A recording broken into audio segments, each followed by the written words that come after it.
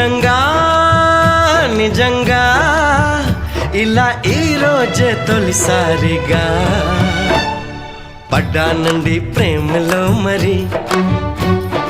విడ్డూరంగా ఉంది లేది పడ్డానండి ప్రేమలో మరి విడ్డూరంగా ఉంది లేది